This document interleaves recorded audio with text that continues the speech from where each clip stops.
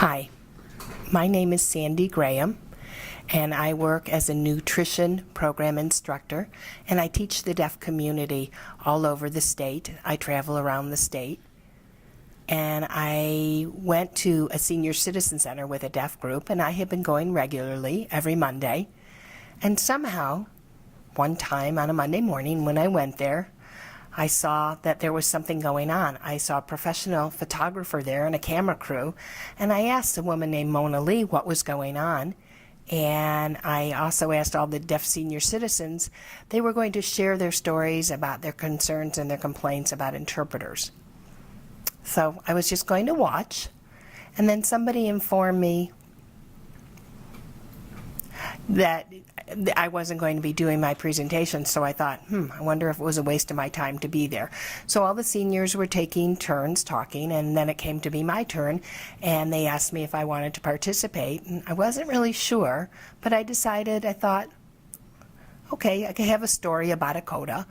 And, CODAs who work as interpreters and who've been doing it for many years, and, they may not necessarily have to take the test, but the younger interpreters, the newer interpreters, they need more training, more encouragement to become far more experienced and build their skills, BEI 1, 2, and 3.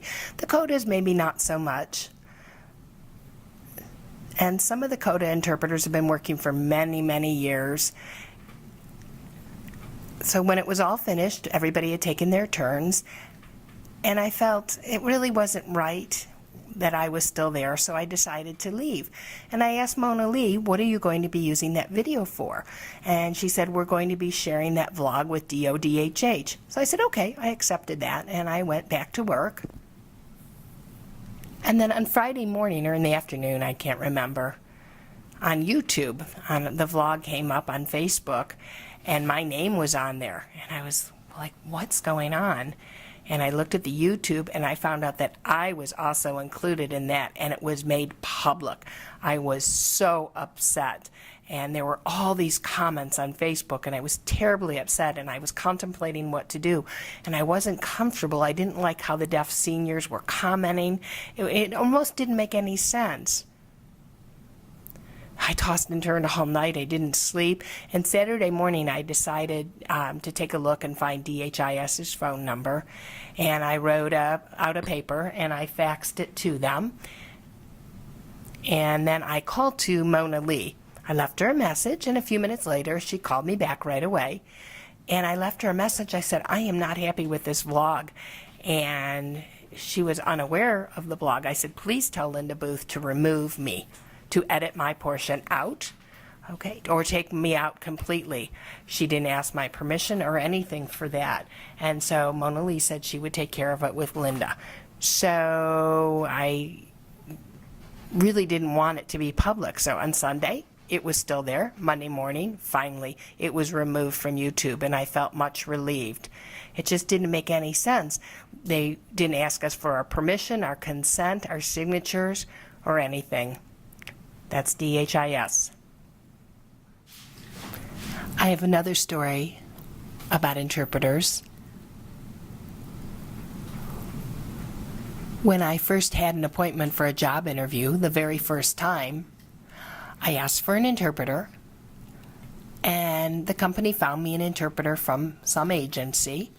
When I arrived and I sat down with that interpreter, and I said, who are you? And they introduced themselves, and I asked where you're from, and the interpreter said that mostly they worked in the schools and did some freelance work in the community.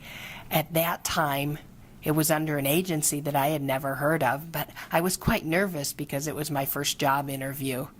So I went in and we sat down, and there were several people around the table for the interview.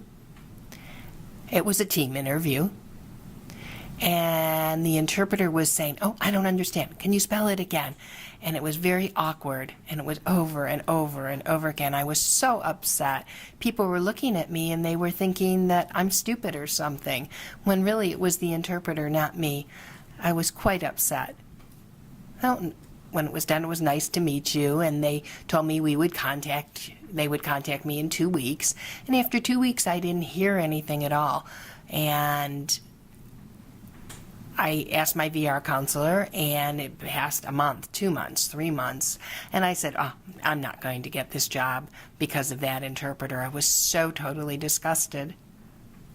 So I contacted again my VR counselor, and my VR counselor said they would get in touch with the job and then get in touch with me again within a month. And then I got a second interview, finally.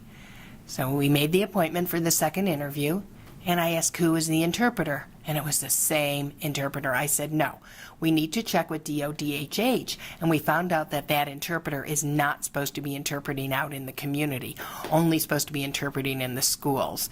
Didn't really have quite the skills that I needed.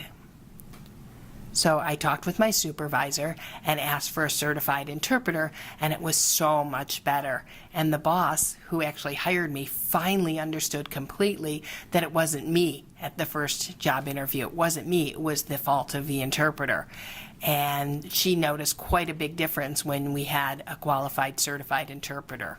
So finally they hired me, and I was so happy, and I was quite relieved.